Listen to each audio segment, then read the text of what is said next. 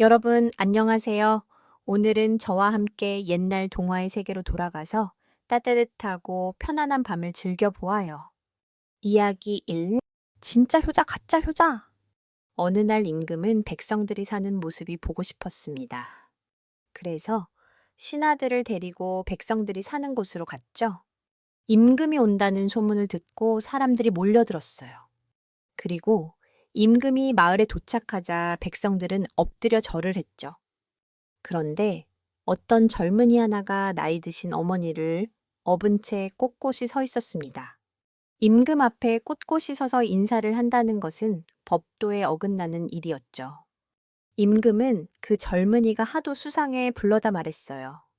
여보게, 젊은이, 그대는 어찌하여 어머니를 업은 채 그렇게 서 있는가? 젊은이는 어찌할 바를 몰라 몸을 부들부들 떨었습니다. 저는 여기에서 100리쯤 떨어진 시골에 사는 농부입니다. 어머니는 오랫동안 편찮으셔서 잘 걷지 못하시지요. 그런데 어머니의 소원이 임금님을 한번 뵙는 것이라 임금님이 오신다는 소문을 듣고 이틀 전부터 어머니를 업고 왔습니다. 이왕 임금님을 뵙는 것이니 똑바로 보시라고 제가 엎드리지 않고 있었지요. 좋아하시는 어머니를 보니 저도 기분이 좋습니다. 하지만 이것이 예의에 어긋나는 행동임을 잘 알고 있지요. 벌은 닭에 받겠습니다. 젊은이는 어렵게 자신의 사정을 이야기했어요. 대단한 효자로구나. 임금에게 충성하기 전에 부모에게 효도하라는 말이 있지 않더냐. 내가 너에게 벌 대신에 상을 내리겠다. 임금은 효성스러운 젊은이를 보고 흐뭇했습니다. 그리하여 효자는 벌이 아닌 상을 받고 어머니는 평생 소원을 이루게 되었죠. 한편 이 소문을 동네에 사는 한 젊은이가 듣게 되었어요. 이 젊은이는 불효자라고 마을에 소문이 자자했죠. 옳지. 나도 효자상을 한번 받아봐야겠다. 마침 어머니도 아프시니 어머니를 업고 찾아가 봐야지. 젊은이는 급히 어머니를 등에 업었습니다. 아이고, 얘야. 왜 갑자기 나를 업고 가느냐? 아, 어머니, 가만히 좀 계세요. 저도 상 받고 부자가 되고 싶어서 그래요. 아니, 뭐라고? 그동안 애미를 종처럼 부려먹어 내가 이렇게 병이 났거늘 무슨 상을 받겠다는 개냐? 등에 업힌 어머니는 기가 막혔어요. 무슨 그런 말씀을 하세요? 제가 효자인지 불효자인지 누가 알겠어요? 어머니는 무조건 임금님을 뵙는 게 평생 소원이라 업혀왔다고 이렇게 하시면 됩니다. 젊은이는 어머니에게 단단히 일러주었죠. 아이고, 그래, 알겠다. 시키는 대로 할 테니 화내지 말거라. 어머니는 기가 막힐 노릇이었지만 어쩔 수 없었죠. 그렇게 젊은이는 어머니를 업고 임금님이 지나가는 길에서 기다렸어요. 마침 궁궐로 돌아가던 임금이 젊은이를 보았죠. 여봐라, 너는 어찌하여 그렇게 꼿꼿하게 서 있느냐? 아, 이게 저희 어머니께서 임금님 뵙는 것이 평생 소원이라 하시기에 100리 이상 되는 길을 이렇게 업고 왔습니다. 젊은이는 눈 하나 깜짝하지 않고 거짓말을 했습니다. 내가 이번에 백성들을 직접 만나보니 곳곳에 효자가 많구나. 저 젊은이에게도 상을 주도록 하여라. 임금은 이번에도 고개를 끄덕이며 만족해 했죠. 젊은이는 날아갈 것처럼 기분이 좋았어요. 하지만 어머니는 사실이 들통날까봐 마음이 조마조마했습니다. 바로 그때였죠. 여기저기에서 옹성거리기 시작했어요. 임금님, 저 사람은 효자가 아닙니다. 저는 저 사람에게 매를 맞은 적도 있지요. 저는 쌀값을 빌려주고 아직까지 받지 못했나이다.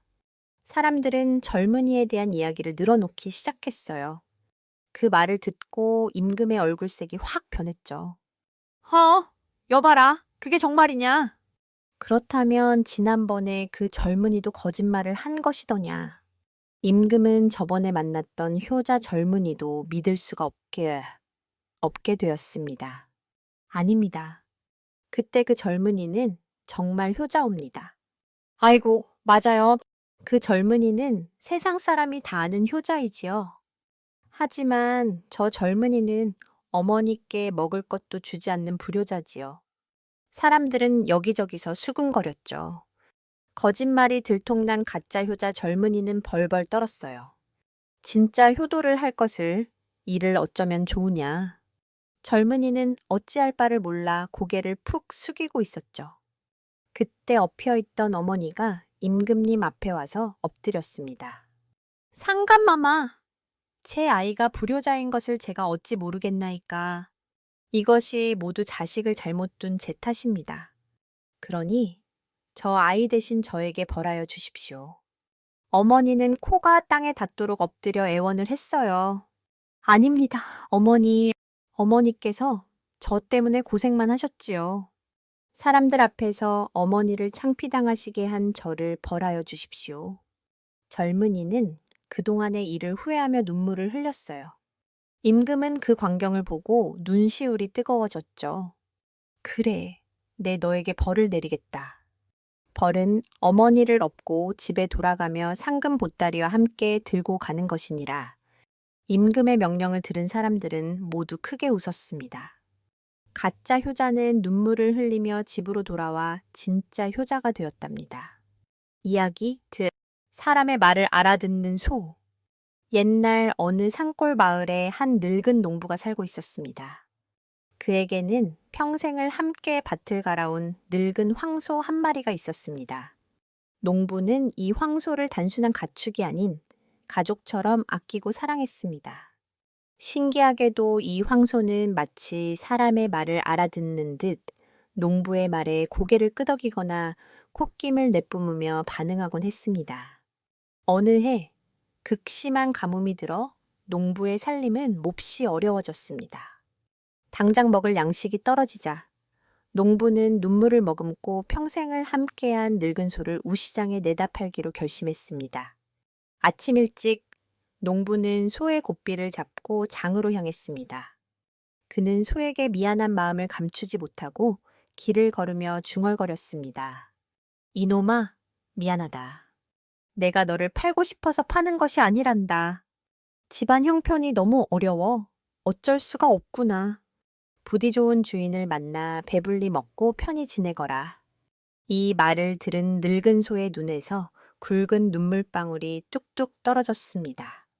소는 더 이상 걸음을 옮기지 않고 그 자리에 버티고 서서 슬피 울었습니다. 농부 역시 그런 소를 보며 함께 눈물을 흘렸습니다. 바로 그때 한 점잖은 선비가 그 곁을 지나다가 부자 부지가 이별하는 줄 알고 그 사정을 물었습니다. 농부가 자초지종을 설명하자 선비는 크게 감탄했습니다. 예, 얼마나 신기하고 기특한 소인가. 이 소는 보통 짐승이 아니구려. 내가 이 소를 사겠소. 선비는 후한값을 치르고 소를 샀습니다. 그는 농부에게 소를 파는 대신 자신의 집에서 소를 돌보며 함께 지내자고 제안했습니다. 농부는 기뻐하며 선비의 집으로 갔습니다. 선비는 농부와 소를 위해 넓은 땅과 편안한 외양간을 마련해주고 부족함 없이 살도록 도와주었습니다. 몇 년 후 선비는 임금님으로부터 높은 벼슬을 받게 되어 한양으로 떠나야 했습니다. 그는 떠나기 전 농부에게 말했습니다. 내가 없는 동안 이 집과 재산을 모두 자네에게 맡기겠네. 부디 잘 돌보아 주게. 선비가 떠나고 며칠 뒤 늙은 소는 병이 들어 자리에 눕게 되었습니다. 소는 임종이 가까워졌음을 직감하고 마지막 힘을 다해 농부에게 말했습니다. 이번에는 정말 또렷한 사람의 목소리였습니다. 주인님, 저는 이제 곧 죽습니다. 제가 죽거든 제 가죽을 벗겨 저기 저 북구에 씌워주십시오. 그리고 나라에 위급한 일이 생기거든 그 북을 치십시오. 그러면 제가 나라를 도울 수 있을 것입니다. 말을 마친 소는 조용히 눈을 감았습니다. 농부는 슬픔 속에서 소의 유언대로 가죽을 벗겨 큰 북을 만들었습니다. 얼마 후 이웃나라가 쳐들어와 나라가 큰 위기에 빠졌습니다. 그때 농부는 소가 한 마리 떠올라 가죽북을 가지고 궁궐로 달려갔습니다. 그가 북을 치자 둥둥둥 하는 소리가 천지를 진동하며 수백 리 밖에까지 울려 퍼졌습니다. 그 소리는 마치 수만 명의 군사가 함성을 지르는 것 같았습니다. 적들은 그 엄청난 북소리를 듣고 조선에 어마어마한 대군이 숨어 있는 줄 알고 겁을 먹고 모두 도망쳐 버렸습니다. 나라는 위기에서 벗어났고 임금님은 농부와 죽은 소의 충성심을 크게 칭찬하며 큰 상을 내렸습니다. 죽어서까지 주인을 돕고 나라를 구한 소의 이야기는 말 못하는 짐승과의 교감과 의리가 얼마나 소중한지를 일깨워주며 오랫동안 전해져 내려왔습니다. 이야기, 살, 미생 이야기. 옛날 중국에 미생이라는 사람이 살고 있었습니다. 미생은 고집이 세기로 유명했어요. 그렇다고 미생이 나쁜 사람은 아니었죠. 그는 누구보다 약속을 잘 지켰고 남을 속이지도 않았습니다. 자기가 한 말은 무슨 일이 있어도 책임지는 사람이었어요. 다만 너무 옳고 그름을 따지고 남의 작은 실수도 용서하지 않아 인정 없다는 소리를 듣곤 했습니다. 오래전에 이런 일이 있었어요. 미생이 사는 동네에 금을 캐는 사람이 왔습니다. 이 사람은 날마다 산기슭을 찾아 헤맸죠. 하지만 금을 하나도 캐지 못했어요. 그렇게 결국 포기를 하고 이웃마을로 떠났습니다. 그리고 그 뒤로 며칠 동안 비가 내렸어요. 그런데 미생이 밭에 가다 그만 비에 쓸려 내려온 금덩어리를 발견한 거예요. 그리하여 그는 하루아침에 부자가 되었습니다. 마을 사람들은 호들갑을 떨며 미생을 부러워했죠. 그런데 미생은 그 금을 처음에 땅을 팠던 사람에게 갖다 주겠다는 거예요. 사람들은 미생을 말렸습니다. 아이고, 미생. 왜 그런 바보 같은 짓을 하나. 이 금은 자네가 발견했으니 자네 거지.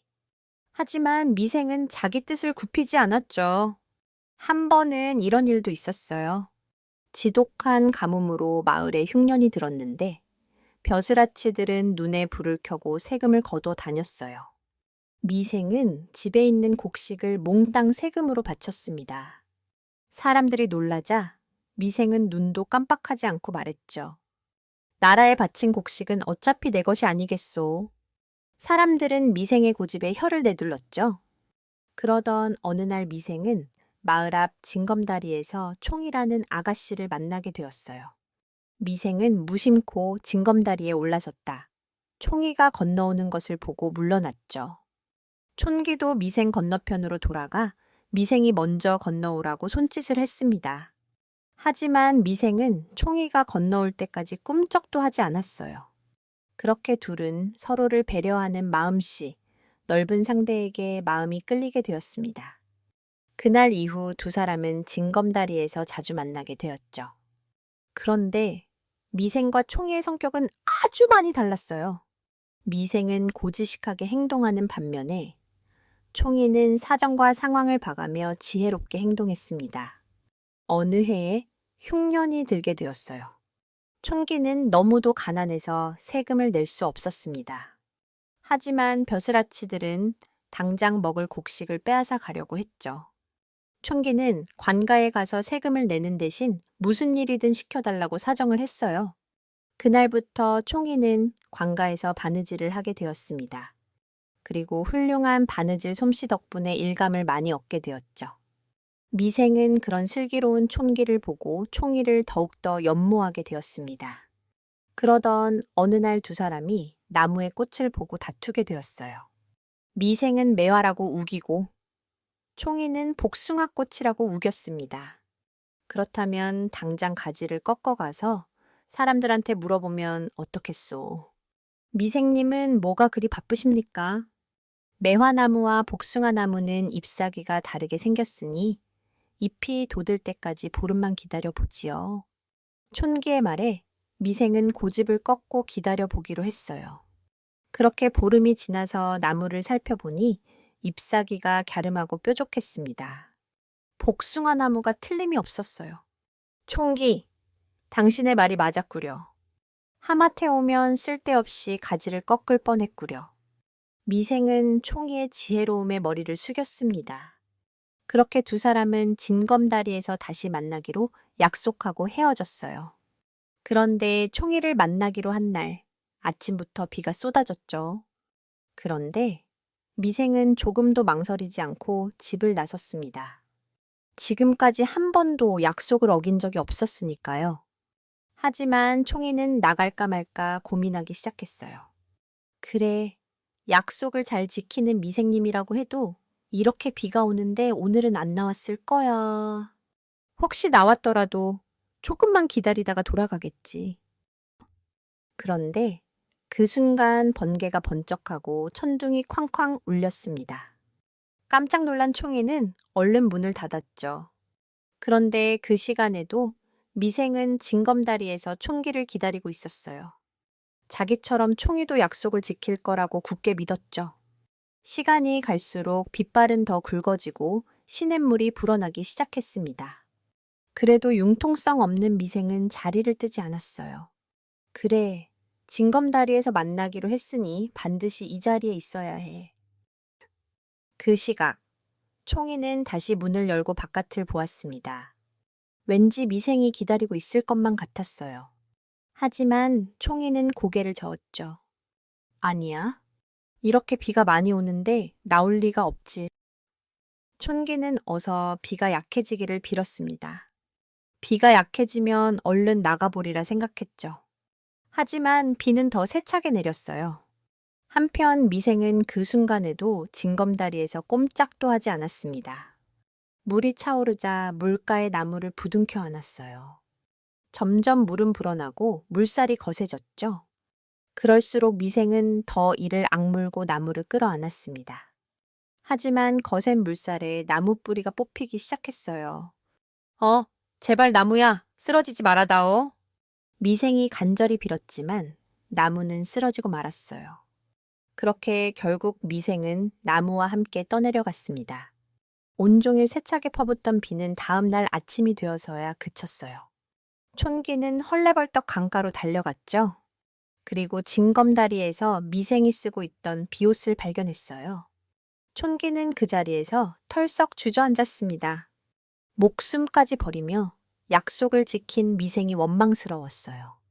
아이고, 아무리 약속이 중요해도 목숨을 버리면 되나. 살아서 다시 만날 생각을 했어야지. 사람들은 그 광경을 보며 혀를 끌끌 찼답니다. 이야기 후. 강가의 그림자. 때는 조선 숙종 25년 여름 장마 무렵이었다. 하늘이 뚫린 듯 비가 퍼붓고 천둥은 지붕을 내리치고 강물은 넘실대며 불어났다. 홍씨 가문 종손댁 며느리 초이가 사라진 것도 그 즈음이었다. 그날 밤 강가에 남겨진 것은 붉은 놀이가의 하나와 여인신 한 짝. 그 외엔 어떤 흔적도 없었다.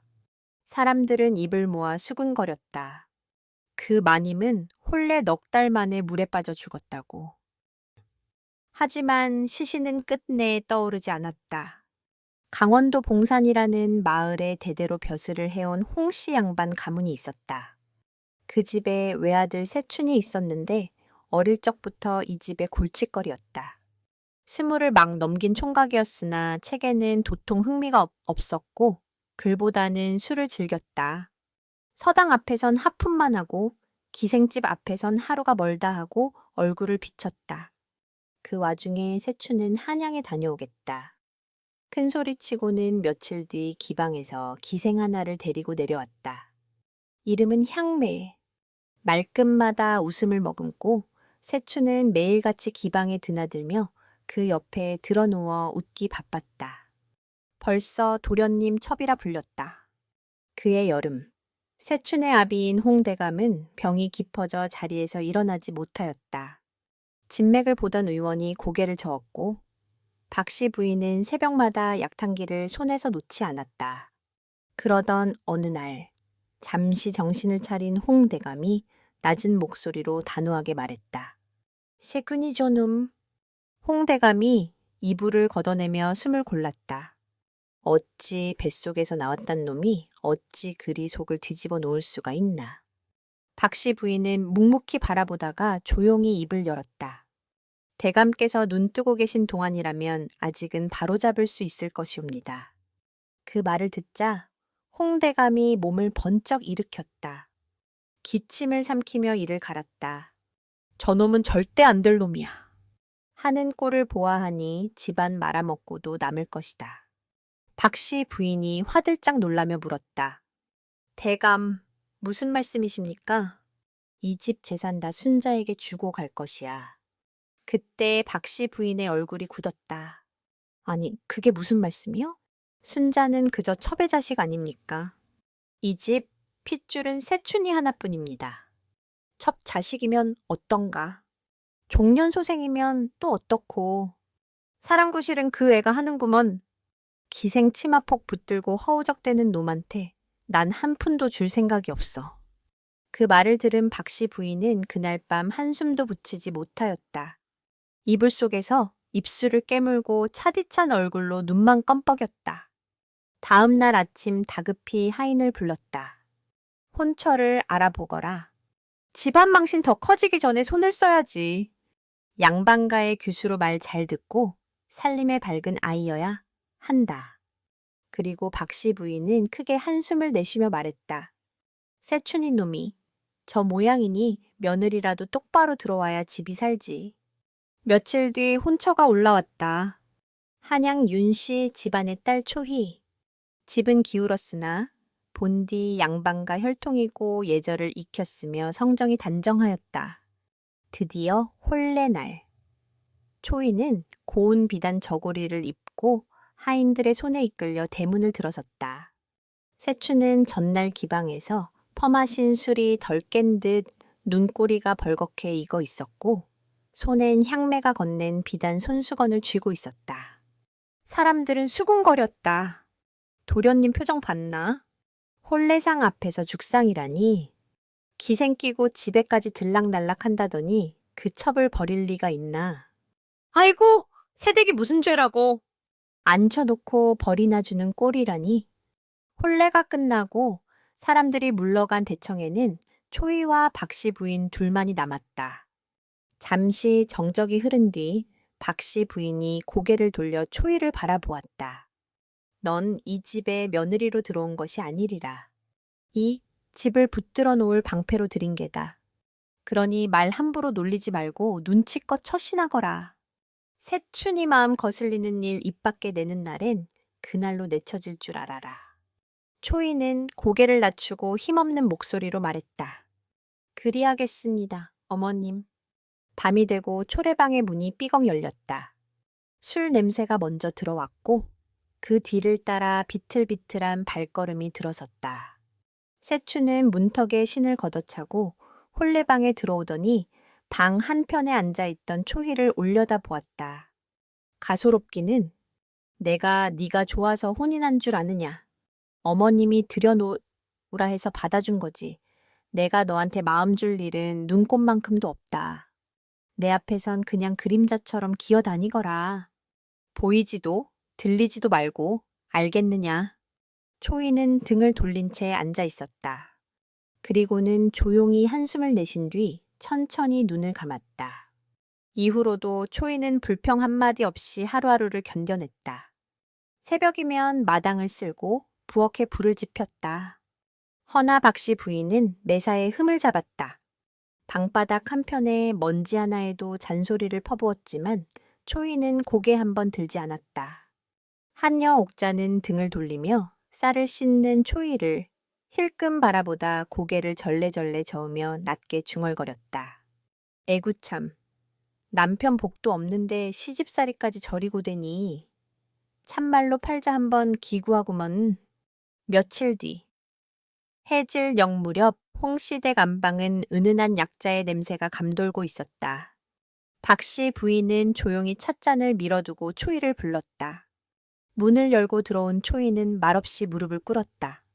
네가 와서 이 집 공기가 한결 조용해졌다. 말이 적고 눈치 빠른 건 가끔은 덕이 되지. 초이는 가만히 앉아 눈을 들지 않았다. 박씨 부인은 손에 찻잔을 감싼 채 목소리를 낮추었다. 내 말 잘 듣거라. 이 집 재산 다 내 손에 들어가게 해주마. 단 하나만 하면 되는 것이야. 새춘이 그놈 마음을 네가 이제 어떻게든 붙들어라. 바라는 건 그거 하나뿐이다. 박씨 부인은 찻잔을 내려놓으며 덧붙였다. 네가 못하면 그땐 모든 건 순자에게 갈 것이다.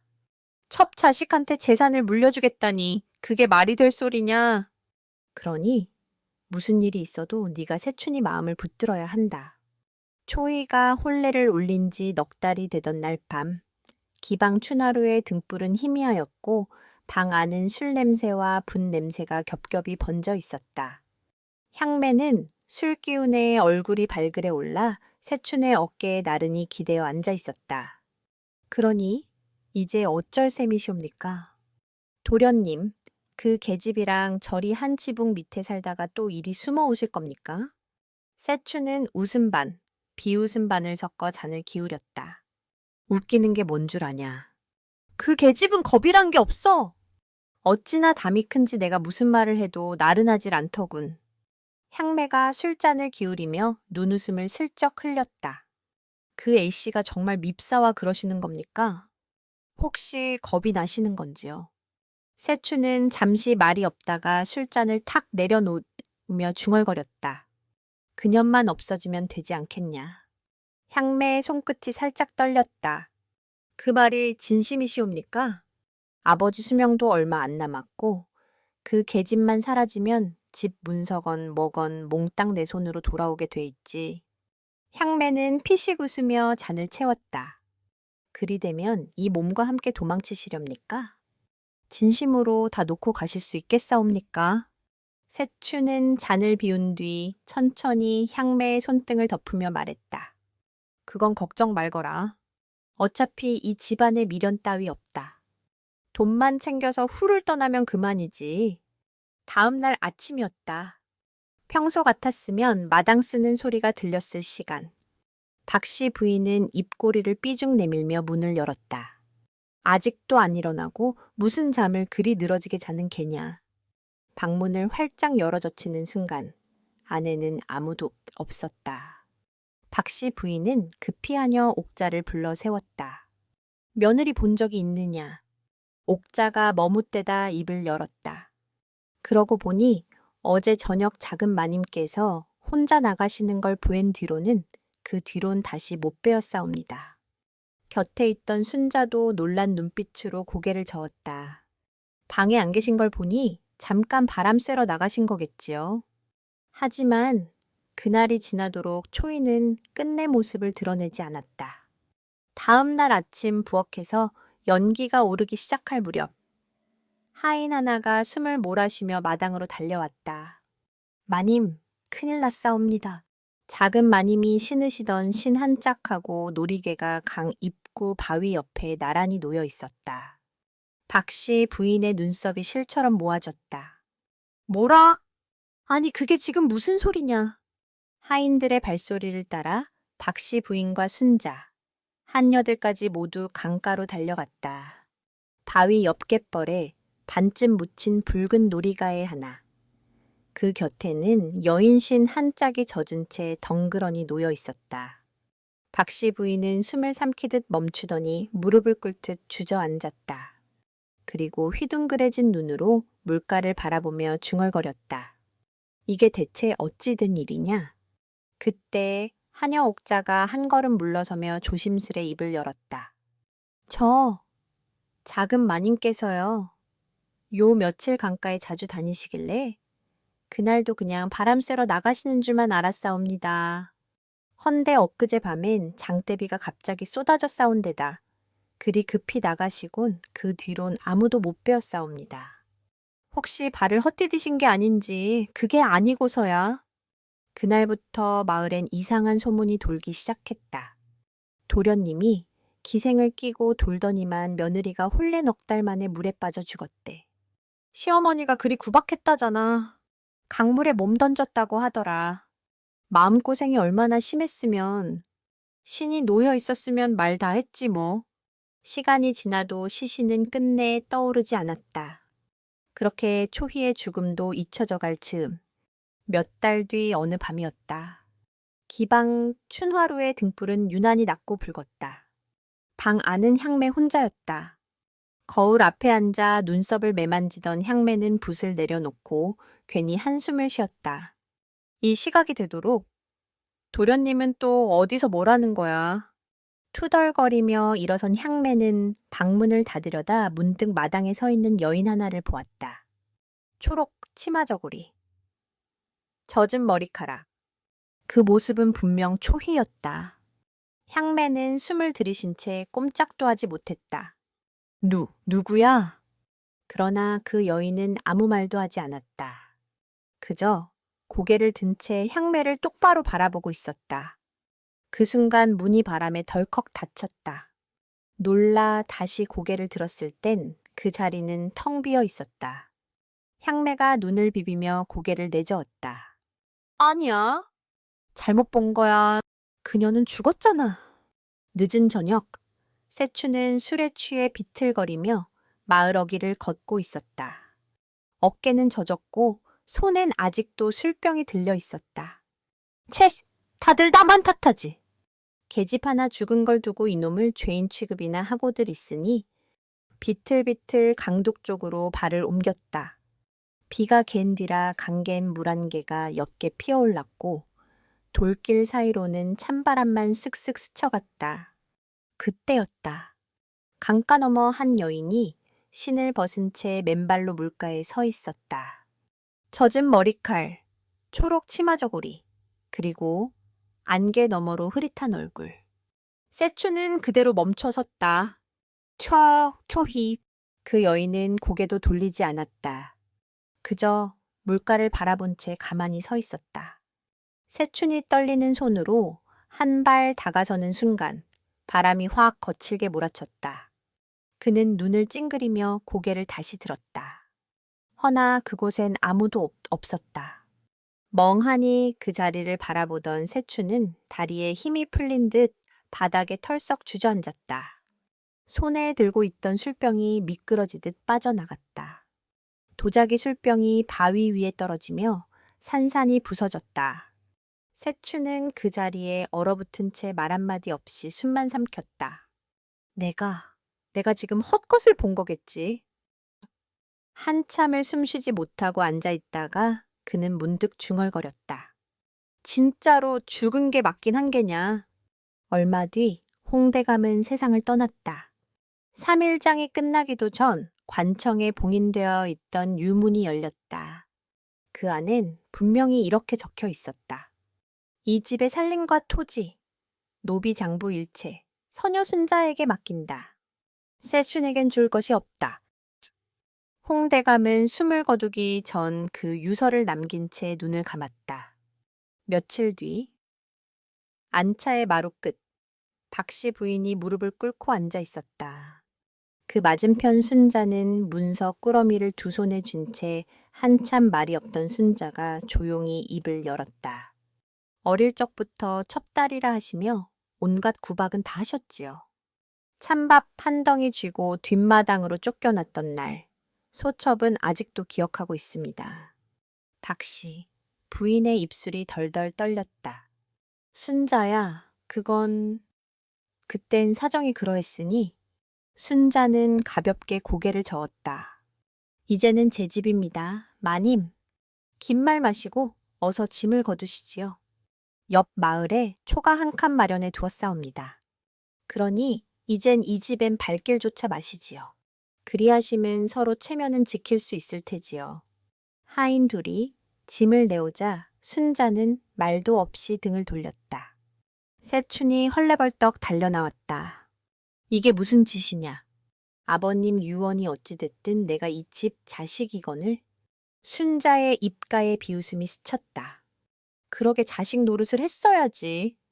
여자 끼고 술만 퍼마시더니 꼴이 말이 아니구먼. 세추는 이를 갈며 소리쳤다. 첩의 소생 주제에 어디 감히 이 집 재산을 넘보느냐. 순자의 눈이 가늘게 떨렸다. 하인을 향해 손을 뻗으며 낮게 일렀다. 저놈을 당장 끌어내거라.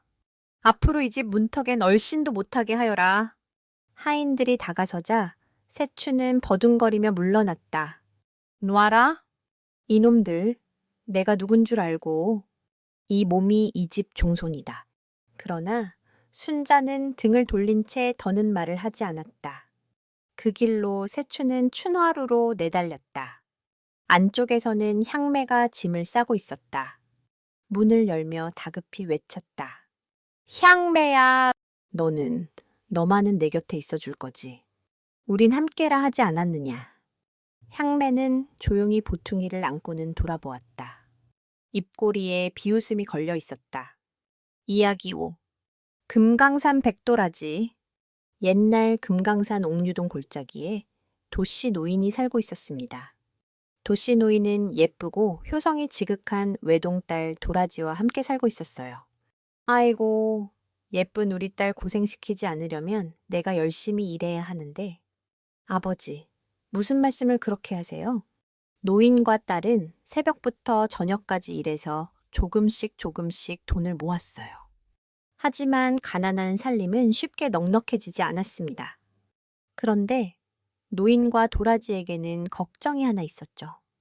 도라지야, 내 어머니 장례 비용으로 꾼 돈을 갚아야 하는데 아직도 부족하구나. 아버지, 걱정 마세요. 꼭 갚을 수 있을 거예요. 도라지의 어머니가 돌아가신 날 이웃집의 부자 영감은 선뜻 돈을 빌려주었습니다. 하지만 몇 년이 지나도 그 빚은 줄지 않았죠. 가을이 시작될 즈음 또 부자가 찾아왔어요. 내가 빌려준 돈을 찾으러 왔소. 올해는 갚을 수 있겠느냐. 아이고, 어르신 죄송합니다. 아직도 돈을 만들지 못했습니다. 조금만 더 기다려 주십시오. 도씨 노인은 머리를 조아리며 쩔쩔맸어요. 노인에게 돈을 빌려준 부자는 해마다 가을이면 빚을 갚으라고 찾아왔죠. 도씨 노인과 도라지는 아무리 열심히 일을 해도 빚을 갚기가 어려웠습니다. 그도 그럴 것이 빌린 돈보다 이자의 액수가 점점 눈덩이처럼 불어갔으니까요. 그 사실을 안타까워하던 한 나무꾼 총각이 어느 날 도씨 노인의 집을 찾아왔습니다. 어르신, 저도 빚을 갚도록 돕겠습니다. 나무꾼 총각은 도라지의 뒷집에 사는 소꿉친구였죠. 고맙구나. 정말 고맙구나.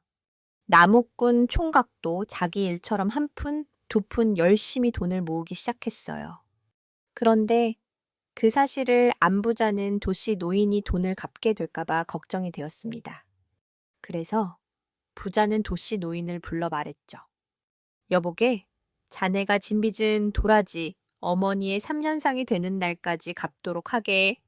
만약 갚지 못한다면 도라지를 우리 집으로 데리고 가야겠네. 도씨 노인은 기운이 쭉 빠져 일어날 수가 없었습니다. 얘야, 빚을 못 갚으면 너를 부잣놈 집에 보내야 하는데 이를 어쩌면 좋으냐. 도씨 노인은 그날부터 시름시름 앓기 시작했어요. 도라지는 아버지의 머리맡에 앉아 있었습니다. 아버지, 걱정 마십시오. 저의 소원은 아버지를 기쁘게 해드리는 겁니다. 저 때문에 아버지가 이렇게 누워 계시니 저를 용서해 주십시오. 도라지야, 네가 무슨 잘못이 있느냐? 아버지는 도라지를 치근하게 바라보았죠. 아닙니다. 제가 부잣집으로 들어갈 테니 앞으로 저 때문에 걱정하지 마십시오. 안 된다. 그건 절대로 안 될 말이야. 아버지는 머리를 절레절레 흔들었어요. 하지만 다음 날 도라지는 부자 영감을 찾아갔죠. 아니, 네가 웬일이냐? 제가 이 집으로 들어올 테니 빈 문서를 돌려주십시오. 그거야, 당연히 그렇게 하마. 부자는 도라지에게 빈 문서를 돌려주었어요. 그리고 다음 날 도씨 노인의 집에 가마가 도착했습니다. 도라지는 아버지에게 큰절을 하고 빈 문서를 갈기갈기 찢어버렸어요. 아버지, 이제 빈 문서는 없어졌습니다. 안심하시고 부디 건강하십시오. 도라지는 아버지에게 작별 인사를 했죠. 도라지야, 못 간다. 나를 두고 어디로 간단 말이냐? 아버지는 방에서 나와 가마에 매달렸어요. 하지만 가마꾼들은 아버지를 뿌리치고 부잣집으로 향했죠. 그렇게 도라지를 태운 가마가 고갯마루에 이르게 되었어요. 잠시 쉬려고 가마가 멈추자 도라지가 밖으로 나왔습니다. 어느새 도라지는 하얀색 옷으로 갈아입고 있었어요. 그리고 뒤돌아서서 아버지가 계신 곳을 향해 다시 한번 절을 올렸죠. 길 옆에 있는 어머니 산소에도 다소곳이 절을 하였습니다. 어머니, 저를 용서하십시오. 도라지의 눈은 촉촉하게 젖어 있었어요. 그리고 자리에서 일어선 도라지는 하늘을 쳐다보았죠. 그 순간 도라지는 낭떠러지로 몸을 던졌어요. 아이고, 이럴 수가. 가마꾼들은 안절부절 못하며 낭떠러지 아래만 내려다 보았습니다. 도라지가 간절히 부르는 어머니 소리만 메아리쳐서 골짜기에 울려 퍼졌죠. 얼마 후 어머니 무덤 옆에 작은 봉분이 솟아났어요. 한편 나무꾼 총각은 도라지 소식을 듣고 달려왔습니다. 나는 어떻게 하라고? 나무꾼 총각은 바닥에 주저앉아 통곡을 하였죠. 그리고 도라지의 무덤에 하얀 꽃 한 송이가 곱게 피어났어요. 아이고, 하늘나라에 간 도라지가 나무꾼 총각에게 얼굴을 내미는 것 같구먼. 그러게 말이야. 그때부터 사람들은 그 하얀 꽃을 도라지의 이름에 성을 붙여 도라지라고 불렀어요. 이듬해 봄, 금강산에 그 꽃이 뿌려졌죠. 그렇게 금강산의 백도라지는 이렇게 해서 생겨났다고 하네요. 이야기씩 산삼꽃 낭자. 옛날 백두산 기슭 어느 마을에 귀선이라는 젊은이가 살고 있었어요. 귀선의 아버지는 손발을 쓰지 못했고 어머니는 앞을 못 보는 장님이었습니다. 아이고, 산삼을 먹으면 나을 수 있다던데. 마을 사람들은 효자로 소문난 귀선을 걱정스러운 표정으로 중얼거렸습니다. 그러던 어느 날, 귀선은 부모님의 병을 낫게 하려고 산삼을 캐러 떠났어요. 깊은 산속을 헤매던 중에 한 낭자를 만나게 됐죠. 그리고 뜻밖에도 그 낭자는 산삼이 있는 곳을 알려주었습니다. 그래서 귀선은 많은 산삼을 캐가지고 돌아올 수 있었죠. 귀선은 그 산삼을 이웃의 불쌍한 사람들에게도 나눠 주었습니다. 그런데 이 소문이 퍼져 밤중에 도둑이 들어 아버지와 어머니가 어머니를 위해 남겨둔 산삼을 모두 도둑맞고 말았어요. 그렇게 낙심에 빠져있던 귀선은 깜빡 잠이 들고 말았습니다. 그때 방문이 소리 없이 열리더니 산삼을 캘 때 만났던 그 낭자가 나타나 말하는 거예요. 내일 아침 해돋이 때 선인교 벼랑 위에 있는 소나무 아래로 오십시오. 귀선은 깜짝 놀라 잠에서 깼습니다. 꿈이 하도 신기하여 귀선은 뜬 눈으로 밤을 지샌 뒤 새벽녘에 집을 나섰어요. 선인교 벼랑 위에 있는 소나무 아래에 이르니 해가 떠오르고 있었죠. 이보시오, 낭자. 내가 왔소이다. 귀선이 허공에 대고 소리쳤습니다. 그러자 바위 틈에 빨갛게 핀 산삼꽃 속에서 낭자가 사뿐히 걸어 나오는 거예요. 그리고 이렇게 말했죠. 어서 이 산삼을 캐십시오. 어서 산삼을 캐어 이끼로 싸고 나무 껍질로 감아서 가져가십시오. 집에 가거든 붉은 실로 산삼의 허리를 묶어 바람이 통하지 않는 곳에 두십시오. 그렇게 산삼 낭자는 이 말을 남기고 자취도 없이 사라졌습니다. 귀선은 얼마 동안 멍하니 서 있다가 정신을 차리고 정성 들여 산삼을 캤어요. 그런데 그것은 보통 산삼이 아니었습니다. 굵고 향기로웠으며 빛도 있었죠. 집에 돌아온 귀선은 부모님께 산삼꽃 낭자의 이야기를 하였어요. 참으로 연하구나. 귀선은 붉은 실을 찾아 그 실로 산삼의 허리를 조심조심 동여맸습니다. 그리고 나무 껍질로 싸서 농 속에 넣어두었죠. 그리고 그날 일하러 나갔다가 집에 돌아온 귀선은 깜짝 놀랐어요. 온 집안에 향기가 가득하고 부엌에는 푸짐한 저녁상이 차려져 있는 거예요. 아니, 어머니, 이게 무슨 일입니까? 아이고, 글쎄다. 부엌에서 덜그럭거리는 소리가 나서 가보았는데 누군가가 밥을 짓고 있는 게야. 누구냐고 물었더니 차차 알게 될 거라면서 어디론가 사라져 버렸구나. 내가 앞을 볼 수 없으니. 그렇게 그날은 온 식구가 맛있게 저녁을 먹었습니다. 그런데 귀선은 밤이 깊도록 잠이 오지 않았어요. 그래서 달을 쳐다보며 이 생각 저 생각을 하고 있는데 갑자기 은은한 산삼 향기가 풍겨오더니 산삼꽃 낭자가 눈앞에 나타났죠. 당신은 도대체 누구십니까? 저는 백두산 산삼신의 딸이랍니다. 부모님께서 당신의 착한 마음씨에 감동하시어 저를 보냈지요. 그리고 백두산의 산삼을 함께 가꾸라 하셨습니다. 왜? 제가 지금 꿈을 꾸고 있는 게 아닙니까? 미안하지만 나에게 찬물 한 사발만 떠다 줄 수 있겠소. 그러자 산삼꽃 낭자는 얼굴을 붉히며 일어나 물을 떠왔습니다. 귀선은 그 물을 받아 꿀꺽꿀꺽 마셨죠. 꿈이 아니었습니다. 여태 베풀어준 은혜만도 하늘 같은데 우리 집은 너무 가난해서 낭자를 맞이할 형편이 못 됩니다. 귀선의 말에 고개를 숙이고 있던 산삼꽃 낭자가 이렇게 말했죠. 제 가슴에 두 겹 감긴 붉은 실 중에 한 겹을 풀어서 당신네 가슴에 감으십시오. 그러면 우리는 부부가 될 수 있습니다.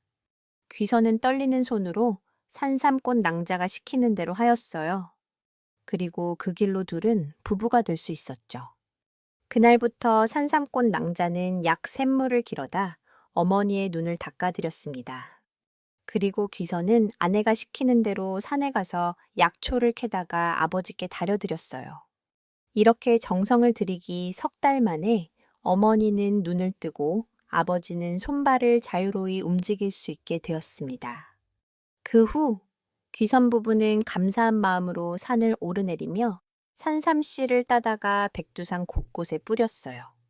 그때부터 백두산의 골짜기마다 징이한 산삼이 자라게 되었답니다. 이야기 7. 여우누이. 옛날에 아들만 둘을 둔 부부가 살았습니다. 부부는 예쁜 딸 하나 갖는 것이 소원이라 매일같이 신령님께 빌었습니다. 그 정성이 갸륵했는지 부부는 마침내 예쁜 딸을 하나 얻게 되었습니다. 부부는 늦게 얻은 딸을 금지옥엽으로 키웠습니다. 그런데 이상하게도 딸이 태어난 이후로 집에서 키우는 가축들이 밤사이에 한 마리씩 의문의 죽음을 당하기 시작했습니다. 처음에는 닭이, 그 다음에는 돼지가, 나중에는 귀한 소까지 죽어나갔습니다. 부부는 이상하게 생각했지만 그저 나쁜 일이 겹치는 것이라 여겼습니다. 두 오빠는 밤마다 가축이 죽어나가는 것이 여동생과 관련이 있을 것이라고 의심했습니다. 어느 날 밤, 첫째 오빠가 몰래 외양간에 숨어서 지켜보았습니다. 자정이 되자 사랑스러운 여동생이 방에서 나와 외양간으로 들어왔습니다. 그러더니 갑자기 꼬리가 9개 달린 여우로 변신하여 소의 간을 파먹는 것이 아니겠습니까? 모든 사실을 알게 된 첫째 오빠는 다음 날 부모님께 이 사실을 알렸습니다. 아버지, 어머니, 막내 동생은 사람이 아니라 여우입니다. 밤마다 여우로 변해 우리 집 가축들을 죽이고 있습니다. 하지만 부부는 아들들이 막내 동생을 시기하여 거짓말을 하는 것이라 생각하고 아들의 말을 믿지 않았습니다. 오히려 아들을 크게 나무라며 집에서 내쫓아 버렸습니다. 둘째 오도 똑같은 광경을 목격하고 부모님께 고했지만 역시 쫓겨나고 말았습니다. 오빠가 쫓겨나자 여우 누이는 더 이상 숨길 것이 없다는 듯 부모님마저 해치려 했습니다. 위협을 느낀 부부는 뒤늦게 아들들의 말이 사실이었음을 깨닫고 공포에 떨며 도망쳤습니다. 여우 누이는 부모님마저 해치고 이제 두 오빠를 찾아 나섰습니다. 오빠들은 여우 누이를 피해 높은 나무 위로 올라갔습니다. 나무 아래까지 쫓아온 여우 누이는 오빠들에게 나무 위에 어떻게 올라갔냐고 물었습니다. 오빠들은 꾀를 내어 손에 기름을 바르고 올라왔다고 거짓말을 했습니다. 여우 누이가 기름을 바르고 나무를 오르려 했지만 미끄러워 계속 넘어지기만 했습니다. 화가 난 여우 누이가 진실을 말하라고 으르렁거리자 겁에 질린 둘째 오빠가 도끼로 찍으며 올라왔다고 사실을 말해버렸습니다. 여우 누이는 도끼를 가져와 나무를 쿵쿵 찍으며 무서운 기세로 올라오기 시작했습니다. 절체절명의 순간, 첫째 오빠가 품속에서 작은 병 3개를 꺼냈습니다. 이것은 집에서 쫓겨날 때 한 노인이 나중에 위급할 때 쓰라며 준 신비한 병이었습니다. 첫째 오빠는 먼저 파란 병을 던졌습니다. 그러자 순식간에 깊고 푸른 강이 생겨나 여우 누이의 앞을 가로막았습니다. 하지만 여우 누이는 헤엄을 쳐서 강을 건너왔습니다. 오빠는 이번에는 노란 병을 던졌습니다. 그러자 뾰족한 가시덤불이 숲을 이루어 여우 누이를 막아섰습니다. 여우 누이는 온몸이 찔려 피를 흘리면서도 가시덤불을 뚫고 나왔습니다. 마지막으로 오빠는 빨간 병을 던졌습니다. 그러자 땅에서 거대한 불길이 솟아올라 여우 누이를 덮쳤습니다.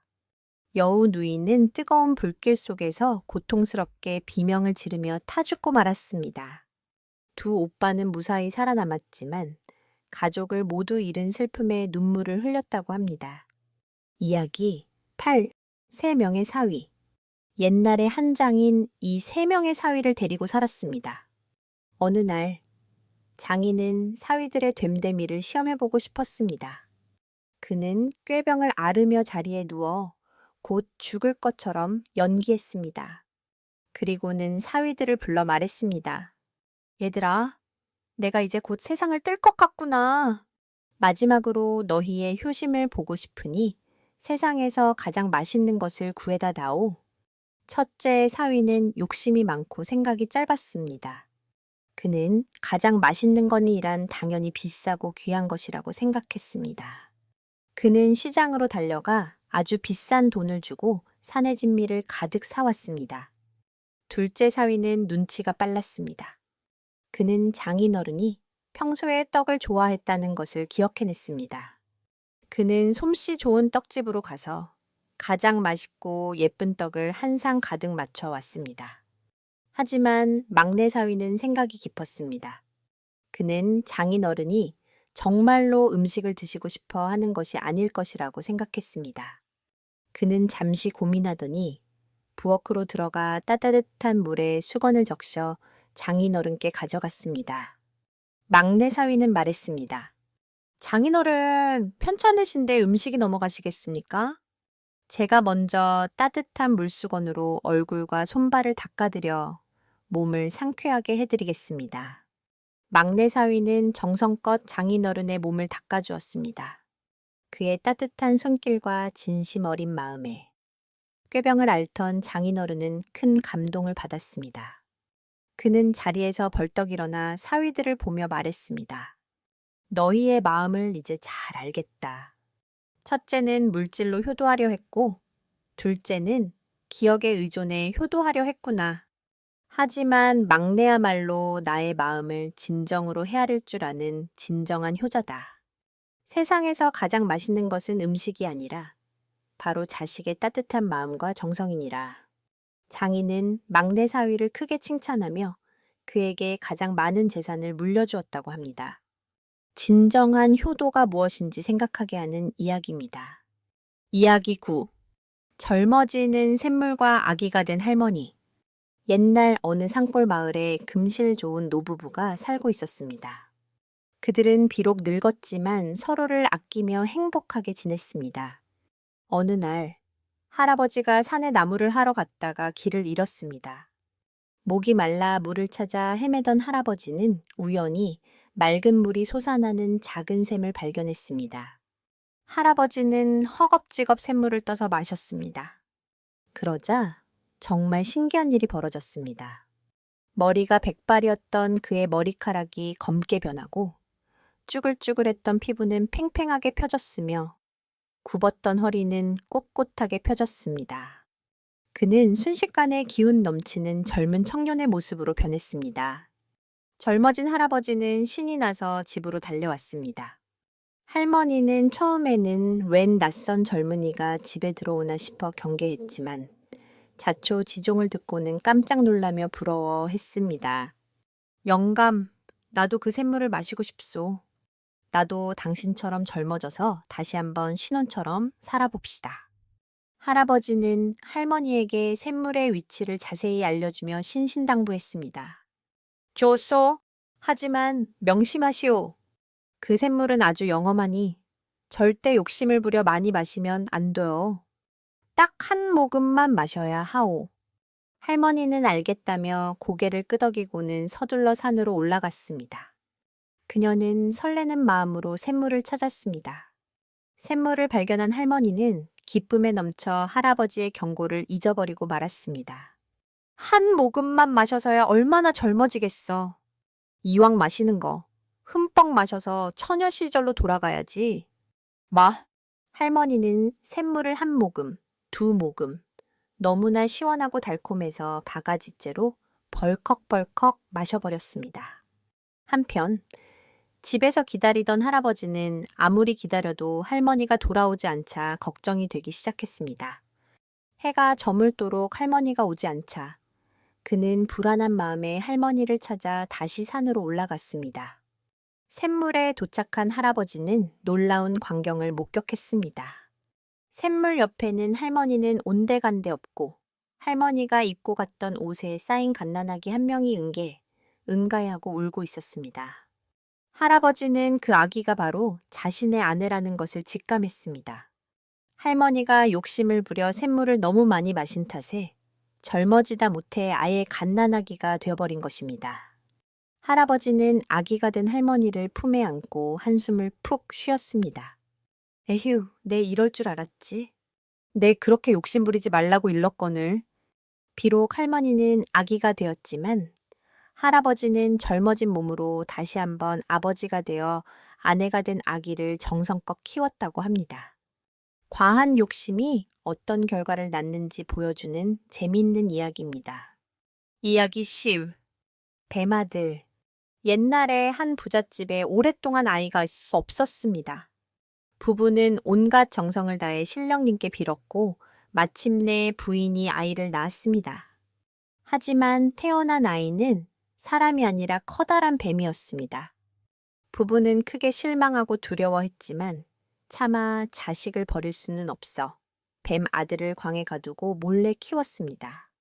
세월이 흘러 뱀 아들은 혼이 날 나이가 되었습니다. 부모는 이웃 마을 가난한 집의 세 딸에게 청혼을 넣었습니다. 가난한 집 부모는 부잣집의 재물이 탐이 났지만 딸들은 뱀에게 시집갈 수 없다며 완강히 거부했습니다. 하지만 마음씨 착한 막내딸은 부모님을 위해 자신이 시집을 가겠다고 나섰습니다. 결혼한 첫날 밤, 막내딸은 두려움에 떨며 방에 앉아 있었습니다. 그때 뱀 신랑이 스르르 다가오더니 갑자기 허물을 벗기 시작했습니다. 뱀 허물 속에서는 눈부시게 잘생긴 청년이 걸어 나왔습니다.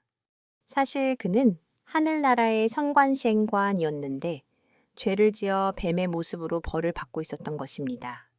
청년은 아내에게 말했습니다. 나의 벌이 풀리려면 100일 동안 이 허물을 잘 간직해야 하오. 절대 남에게 보여주거나 없애버리면 안 둬. 두 사람은 낮에는 뱀과 아내로 밤에는 선남선녀 부부로 행복하게 살았습니다. 하지만 이 사실을 알게 된 아내의 두 언니는 시기심에 불탔습니다. 언니들은 동생에게 그 징그러운 허물만 없애버리면 내 남편은 영원히 멋진 사람의 모습으로 살 수 있을 거야 라고 거짓말을 했습니다. 그 말에 속은 아내는 남편이 잠든 사이 몰래 허물을 가져다 불에 태워버렸습니다. 허물이 타는 순간 남편은 고통스러운 비명을 지르며 잠에서 깨어났습니다. A. 부인. 이제 단 하루만 지나면 내 벌이 모두 끝나고 영원히 사람으로 살 수 있었는데 당신 때문에 나는 이제 모든 것을 잃고 하늘로 돌아가야 하오. 말을 마친 남편은 한 마리 새로 변해 창문 밖으로 날아가 버렸습니다. 뒤늦게 자신의 어리석음을 깨달은 아내는 피눈물을 흘리며 후회했습니다. 그녀는 남편을 찾아 용서를 구하기 위해 험난한 고행길에 올랐습니다. 그녀는 숱한 고생 끝에 하늘나라로 올라가 여러 가지의 어려운 시험을 통과하고 마침내 남편과 재회하여 용서를 받고 함께 행복하게 살았다고 합니다. 믿음과 인내가 얼마나 중요한지를 일깨워주는 이야기입니다. 이야기 11. 호랑이와 토끼의 떡다툼. 옛날 힘센 호랑이와 꼬에 많은 토끼가 함께 떡을 만들어 먹기로 했습니다. 두 동물은 함께 밭을 갈고 벼를 심고 수확하여 떡을 찧었습니다. 마침내 김이 모락모락 나는 맛있는 떡이 완성되었습니다. 욕심 많은 호랑이는 떡을 혼자 다 먹고 싶었습니다. 호랑이가 말했습니다. 토끼야, 우리 그냥 나눠 먹으면 재미없으니 내기를 하자. 저기 저 언덕 너머까지 달리기 시합을 해서 이기는 쪽이 떡을 다 먹는 거다. 토끼는 힘으로는 호랑이를 이길 수 없었지만 꾀로는 이길 수 있다고 생각하고 흔쾌히 동의했습니다. 경주가 시작되자 토끼는 쏜살같이 달려나갔습니다. 하지만 얼마 못 가 호랑이에게 따라잡히고 말았습니다. 호랑이가 토끼를 앞질러 달려가는데 길가에 맛있어 보이는 꿀단지가 놓여 있었습니다. 사실 그것은 토끼가 미리 준비해둔 함정이었습니다. 호랑이는 꿀의 유혹을 이기지 못하고 꿀을 먹느라 시간을 지체했습니다. 그 틈을 타 토끼는 다시 앞으로 달려나갔습니다. 이번에는 길가에 시원한 잠자리가 마련되어 있었습니다.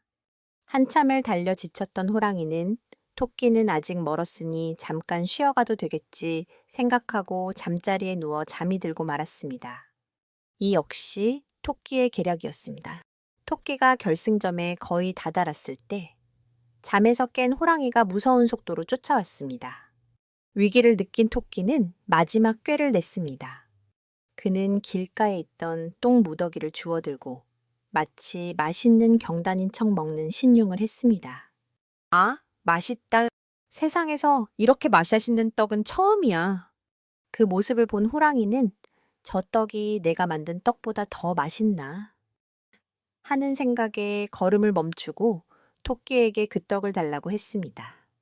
토끼는 못 이기는 척 똥을 던져주었고 호랑이가 그것을 받아 먹는 사이에 결승점을 통과했습니다.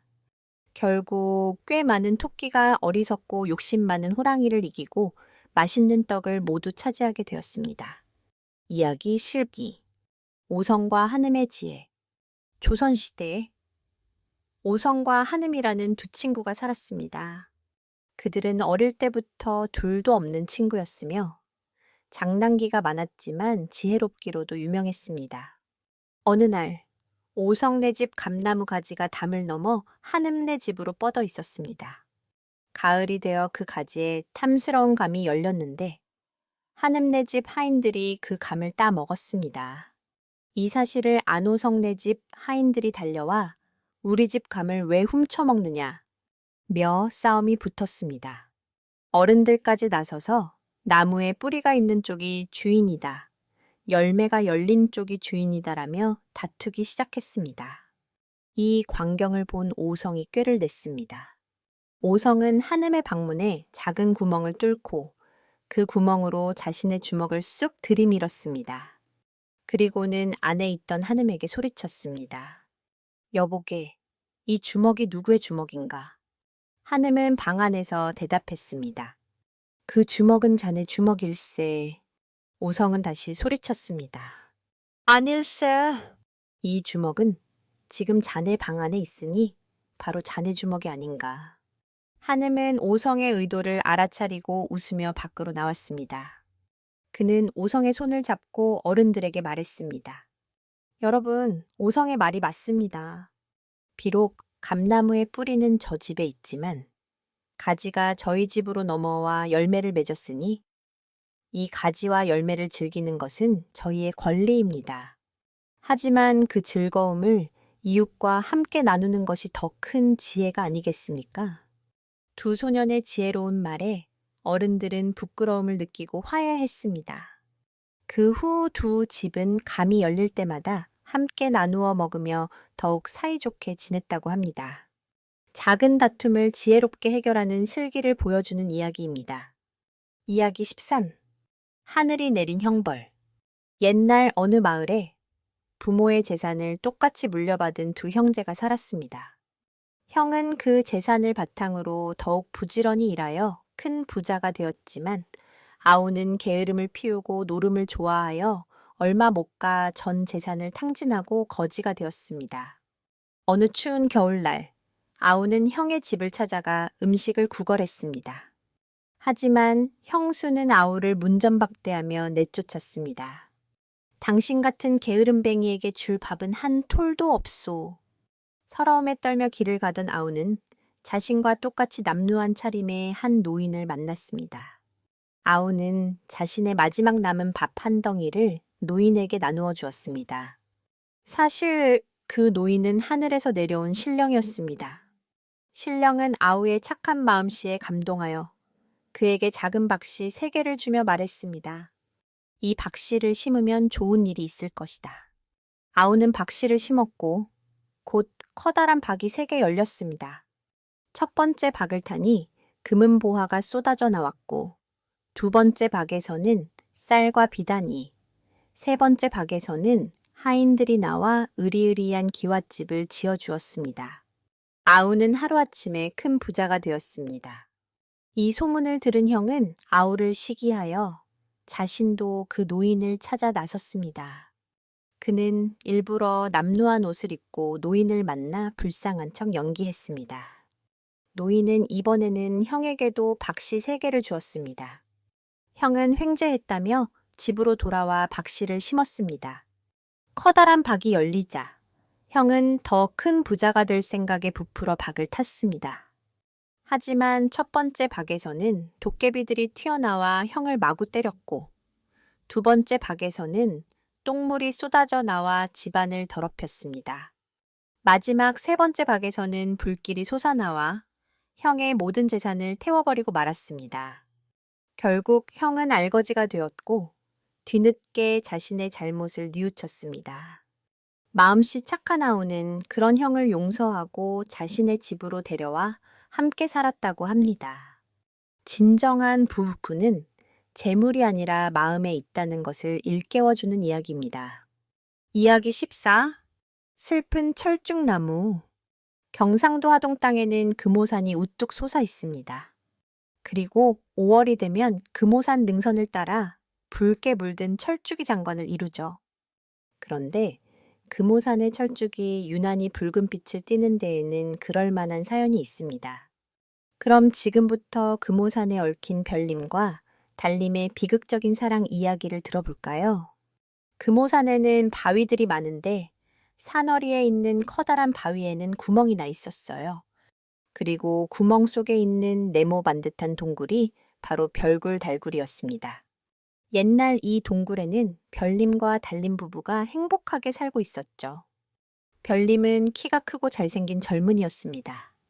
힘으로는 아무도 당할 사람이 없을 만큼 천하장사였어요. 그리고 용감하기 그지없었죠. 별님은 양쪽 겨드랑이에 금빛 찬란한 비늘이 있었어요.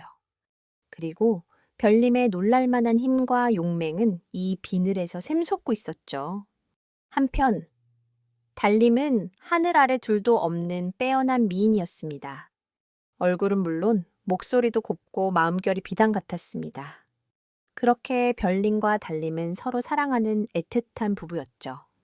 그러던 어느 날 별님과 달님이 바람을 쐴 요량으로 동굴을 나섰습니다. 따뜻한 봄날이라 산에는 온갖 아름다운 꽃들이 다투어 피어나고 있었습니다. 꽃을 좋아하는 달님은 꽃다발을 만들려고 꽃을 꺾고 있었습니다. 그리고 별님은 하늘을 올려다보며 풀밭에 누워 있었어요. 하늘에는 하얀 구름이 한가하게 떠다니고 있었죠. 그렇게 별님이 눈으로 구름을 보고 있을 때 갑자기 언덕 아래에서 비명소리가 들리는 거예요. 그런데 그 비명소리는 바로 달님의 소리였습니다. 별님은 불이 나게 언덕 아래로 뛰어내려갔죠. 허겁지겁 내려가 보니 글쎄, 달님이 풀숲에 쓰러져 있는 거예요. 아니, 여보, 이게 어찌된 일이오? 별님은 달님을 안아 일으켰습니다. 달님의 발에는 피가 솟아나고 있었어요. 가시나무에 찔렸습니다. 산딸기를 따러 풀숲에 들어갔다가 아니, 상처가 깊구려 피가 많이 흘러나오고 있어. 안 되겠소. 약초를 캐어올 테니 아프더라도 잠시만 참고 기다리시오. 별님은 벌떡 일어서 산속으로 들어갔습니다. 그리고 얼마 뒤에 별님은 손에 약초를 들고 달님 앞에 나타났어요.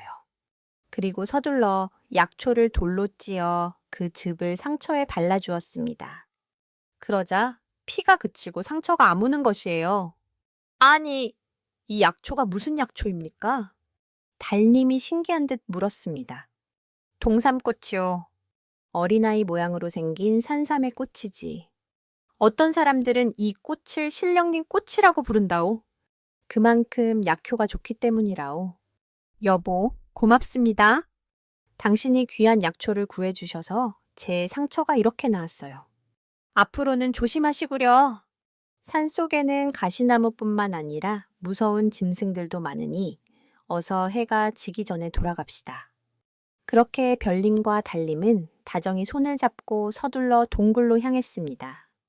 그런데 바로 그때 누군가 풀숲에서 튀어나왔어요. 바로 땅속에 사는 지신이었습니다. 지신은 아까부터 풀숲에 숨어 달님을 훔쳐보고 있었어요. 지신은 별님과 달님의 뒷모습을 보고 중얼거렸죠. 아이고, 배 아파라.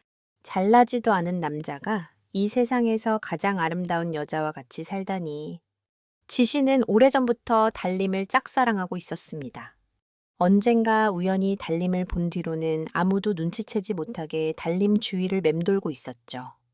그래, 안 되겠어. 달님을 내 아내로 삼아야겠어. 그러려면 우선 별님이 없어야 하는데 무슨 좋은 수가 없을까. 그렇게 지신이 중얼거리고 있을 때 갑자기 어디선가 소리가 들려왔습니다. 제인, 지금 뭐라고 했나? 혹시 별님을 없앨 생각인가? 지신이 뒤를 돌아보니 바로 잡신이었어요. 잡신은 사람들에게 불행을 안겨주는 못된 귀신이었죠. 자네, 귀가 밝구먼. 이어 듣다니. 그래, 내가 듣기로는 자네가 사람에게 불행을 안겨주는 재주가 있다던데 어디 내 고민을 들어주겠나. 예, 자네 고민이라면 달님을 아내로 삼고 싶은데 별님이 걸림돌이 된다는 거 아닌가. 그렇다네. 좋은 방법을 알려준다면 자네에게 살해를 하겠네. 방법이야, 찾으면 있지? 그런데 나에게 살해를 하겠다는 말은 빈말이 아니겠지. 물론이네. 자네가 요구하는 것은 무엇이든지 들어주겠네.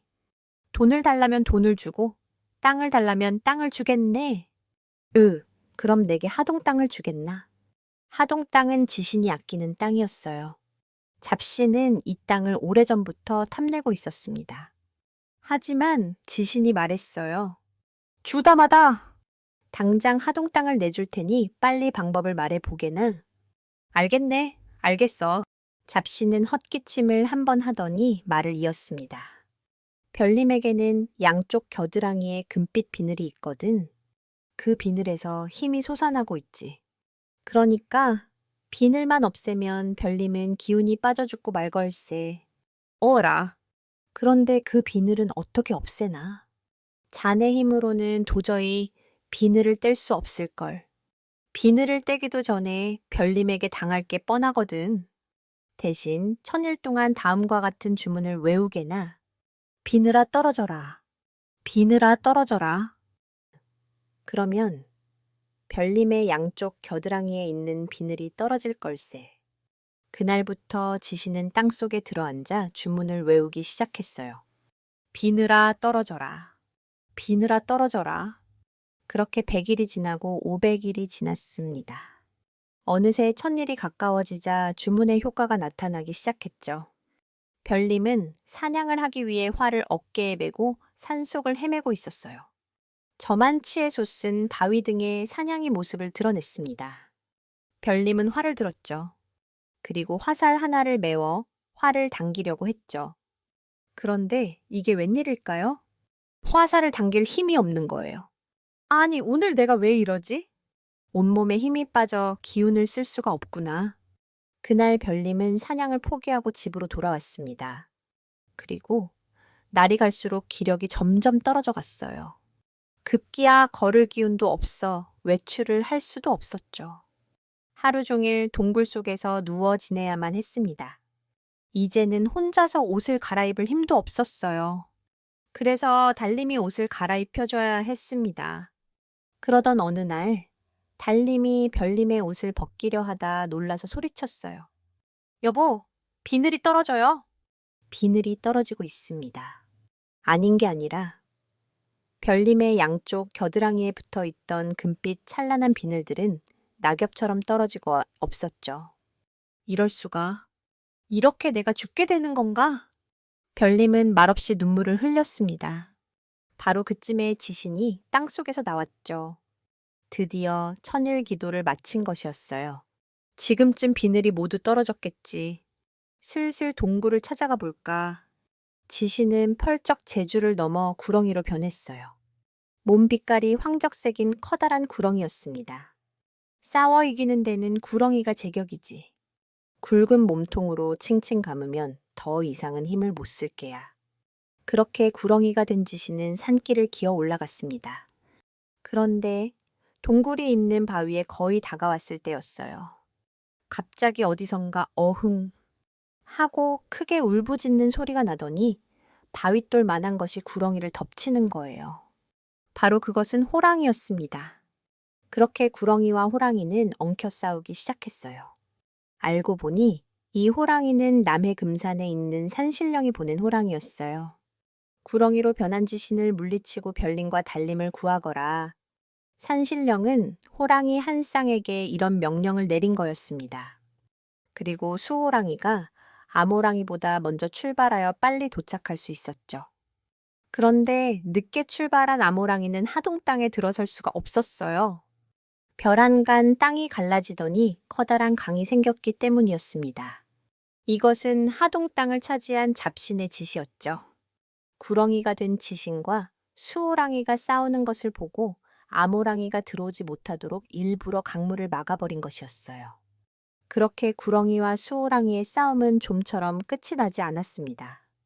날카로운 이빨을 드러낸 채 엎치락뒤치락하고 있었죠. 그런데 싸움이 길어질수록 수세에 몰리는 것은 수호랑이였습니다. 암호랑이가 도와주러 올 줄 알고 초반에 힘을 너무 쏟은 것이 잘못이었죠. 그렇게 수호랑이는 힘에 부쳐 계속 밀리더니 끝내 구렁이에게 몸이 휘감기고 말았어요. 그렇게 구렁이는 수호랑이를 해치운 뒤 천천히 별님과 달님이 있는 동굴로 다가갔습니다. 동굴 속으로 들어가 다짜고짜 별님에게 덤벼들었어요. 그러자 별님이 소리쳤죠. 아, 저리 비키거라. 너는 왜 나를 죽이려고 하느냐. 균이 없어 기어드는 목소리였습니다. 너는 이 세상에서 가장 아름다운 여자를 데리고 살았다. 이제 내 여자를 내가 데려가야겠다. 구렁이는 이 말이 끝나자마자 별님을 칭칭 감아버렸어요. 아니, 여보! 달님은 흐느껴 울기 시작했습니다. 구렁이는 달님에게 가까이 다가갔죠. 달님아, 나와 같이 가자. 너는 이 순간부터 내 아내다. 그러자 달님은 뒤로 주춤 물러서며 날카롭게 외쳤습니다. 썩 물러가거라. 이 흉한 구렁이야. 나는 남편의 뒤를 따라가겠다. 달님은 그렇게 말을 마치더니 갑자기 철쭉나무로 변해버렸습니다. 그리고 그 나무에는 연분홍 꽃이 활짝 피어 있었죠. 구렁이는 철쭉나무로 변해버린 달님을 보고 넋이 나갔어요. 아니, 이게 어떻게 된 거야? 그렇게 넋 나간 듯이 철쭉나무를 바라보다 슬그머니 땅속으로 사라졌죠. 그 후 금오산에는 철쭉나무가 자라 빽빽하게 들어차게 되었습니다. 그리고 해마다 봄이 되면 철쭉나무에는 달님처럼 아름다운 꽃이 만발하고 있다네요. 하루가 끝나고 여러분과 함께 할 수 있어 정말 기쁩니다. 오늘도 많은 일들이 있었지만 이제는 편안한 밤을 보내며 내일을 준비하는 시간이죠. 오늘도 함께 해주셔서 감사합니다. 편안한 밤 되세요.